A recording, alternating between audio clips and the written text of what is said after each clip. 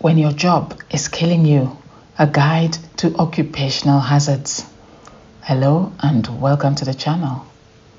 Picture this, you wake up, rub the sleep from your eyes and head to work like any responsible adult.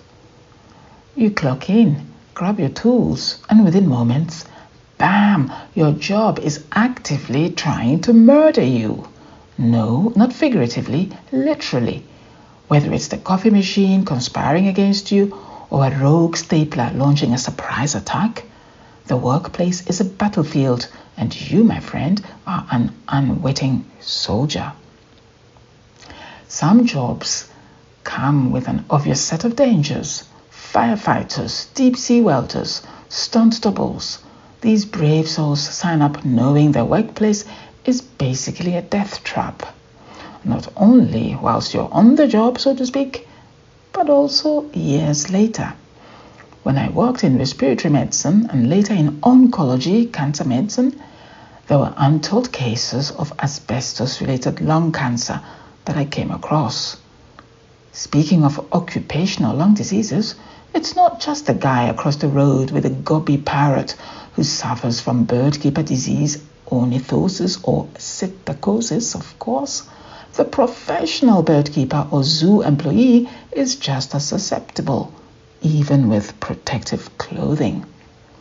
See this video on diseases that our furry friends, otherwise known as our pets, can pass on to us for reference. But what about the rest of us who don't have pets or don't have a seemingly dangerous job? Surely your cushy desk job can't be dangerous. Wrong. Even the most mundane jobs are riddled with hazards that could at best send you home with a weird rash or at worst force you to confront your own mortality via an office chair malfunction. Let's break down the workplace horror movie that is your 9 to 5. In no particular order, the chef's never-ending battle against his own fingers. The culinary world, a glamorous, fast-paced industry where passionate individuals create delicious meals and occasionally their own blood sausage. Chefs are constantly at war with sharp knives, boiling liquids, and their own poor decision-making. That's a bit harsh. For example, have you ever been so focused on chopping onions that you become one with the onion? 1 minute you're cutting carrots, the next your finger is in the soup. Sorry about that image. And suddenly you're starring in a very niche horror film called The Hands That Fed Me. And let's not forget the burns.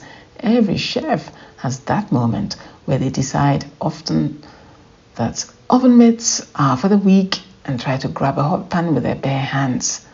A sizzling reminder of why humans evolved to use tools.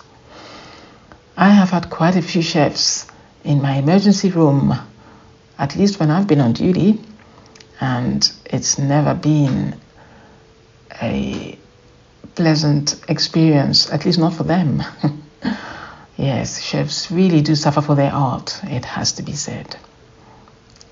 Next up, the office worker's mortal enemy, the paper cart.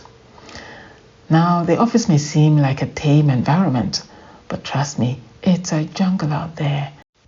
Your worst predator, the paper cart.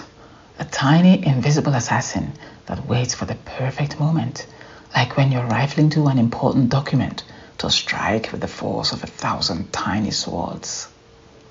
And let's talk about ergonomic chairs, which are supposedly designed to help, but in reality turn against you when you least expect it. One wrong move and bam, you're experiencing spinal misalignment that would make a chiropractor weep. The hairdresser, one snip away from disaster. People assume that being a hairdresser is all about making people look fabulous, but they don't consider the very real dangers.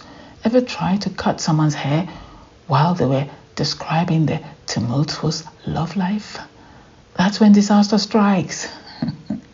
Not to mention, scissors are sharp. The number of accidental self-inflicted hairdresser wounds is disturbingly high. Trust me, I know. One moment you're trimming bangs, and the next you've nicked your own finger, adding a splash of red to that fresh balayage. And don't get me started on hair splinters, tiny, nearly invisible strands that lodge themselves into your skin like mini daggers. You thought wood splinters were bad? Try removing a microscopic piece of Becky's highlights from your palm 3 weeks after the fact.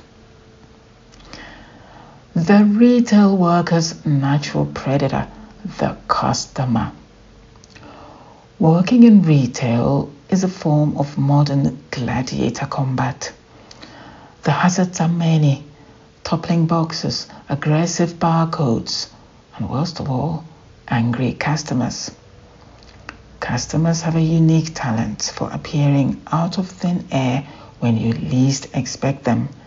Usually, when you're balancing a stack of overpriced scented consoles or attempting to carry 10 boxes of shoes at once. And let's talk about Black Friday. If you've survived one, congratulations. You've experienced the closest thing to the apocalypse without actual zombies. The real horror is the customer who demands a discount because it had a scarf while shoving their way to the last heavily discounted air fryer. Speaking of angry, violent customers, no one can claim to know about this more than the triage nurse in the emergency department of any large hospital in any city. On a Saturday night, yes, the wild party is over. The teenagers have had too much to drink. The drugs are starting to take effect. The vomiting has started on the streets. It's cold and hypothermia is on the way. Tempers are flaring as no one can remember their own address anymore, and someone has the bright idea to pop into the nearest A&E. Oh, the joy! On a serious note, it is well known that violence against doctors and nurses, especially in the emergency room setting, is rising.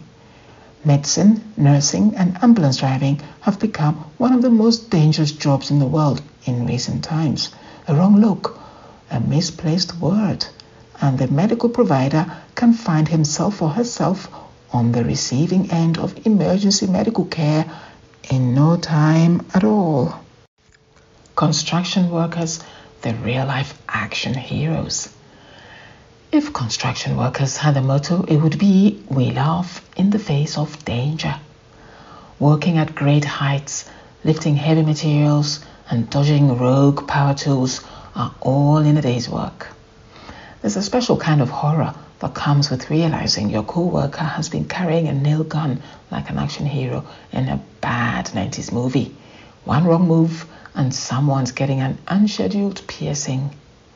And let's not forget gravity, the greatest foe of construction workers everywhere.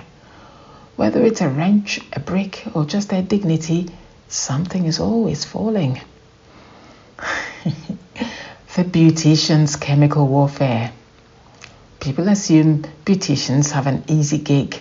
Making people pretty for a living sounds like fun. But have you ever gotten bleach in your eye? Have you ever inhaled enough nail polish fumes to see into the future?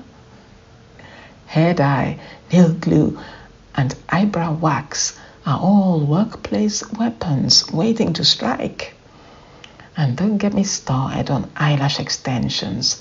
One sneeze mid-application and suddenly your client looks like a startled raccoon. Nurses and doctors, walking germ magnets. Back to the world of medicine.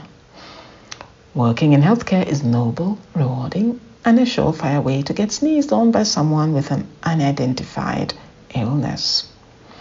A nurse's day often involves dodging projectiles like bodily fluids, for example, trying to decipher the words of a patient who swears WebMD diagnosed them with something exotic and attempting to eat lunch within a 2-minute window before an emergency erupts.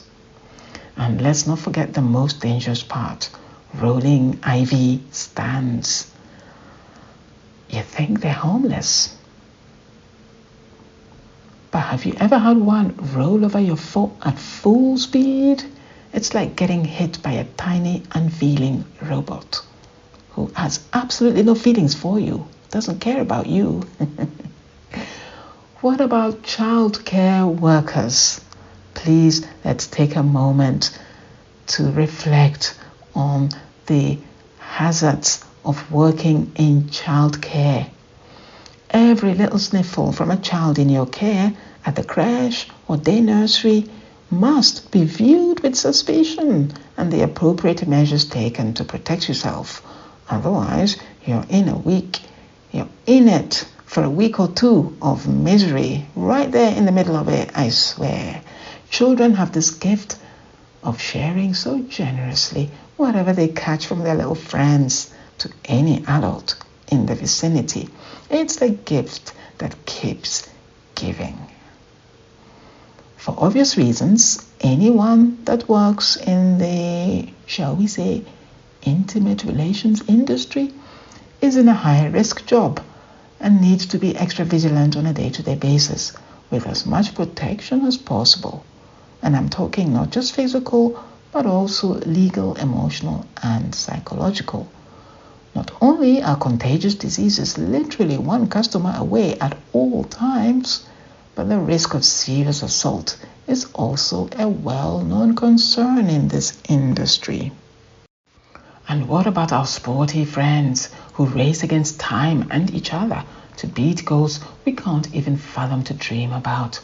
The cyclists who break bones on dizzying downhill descents, the football and rugby players who consider it all in a day's work when their nose or ankle is bent out of shape, the motor racers who face literal death on every track of the Grand Prix circuit, the gymnast who knows that a wrong pike landing can lead to a hike down to the orthopedic department of the local hospital, and the diver who knows only too well the pain involved in doing the belly flop on water. No matter how safe your job might be, I bet there's an element of lack of sleep, conflict in the workplace, and physical limitations that conspire to make that job as hard as possible for you. I can only sympathize. So, what's the solution? Quitting isn't always an option, and bubble wrapping yourself is frowned upon. Trust me, I checked. Here are a few survival tips. Respect your tools, whether it's a scalpel, a curling iron, or a humble pen. All workplace items can be weapons if mishandled. Use PPE like it's your second skin. Gloves, helmets, goggles, whatever is available, wear it. No one has ever regretted eye protection until they needed it. Learn to dodge, whether it's falling objects, aggressive customers, or your boss's unrealistic deadlines. Mastering the art of the sidestep is crucial. Keep a first aid kit handy. If your job involves sharp objects, heavy lifting, or interacting with the general public, you'll need it. And finally, develop a good sense of humor. Whether your job is actively trying to kill you or your boss is trying to make you regret ever taking that job, or the customers are giving you the day from hell, not just one day, but every day, sometimes all you can do is laugh. Humor is the best medicine. It's also the best antidote to difficult days at work. Embrace the chaos. At the end of the day, work hazards are just another part of being a functioning member of society. Whether you're dodging knives, inhaling questionable chemicals, all for science or art, or barely surviving a staff meeting, remember, you are not alone. Your job may be trying to kill you, but at least you'll have some great stories for your co-workers, assuming they survive too. Stay safe, stay sane, and maybe start carrying a first aid kit to work, just in case. Whatever your job, let me know what inherent hazards and dangers there are and how you survive them. Don't be shy. Spill the beans to a sympathetic ear. If you have any medical-related questions, go on, ask a doc.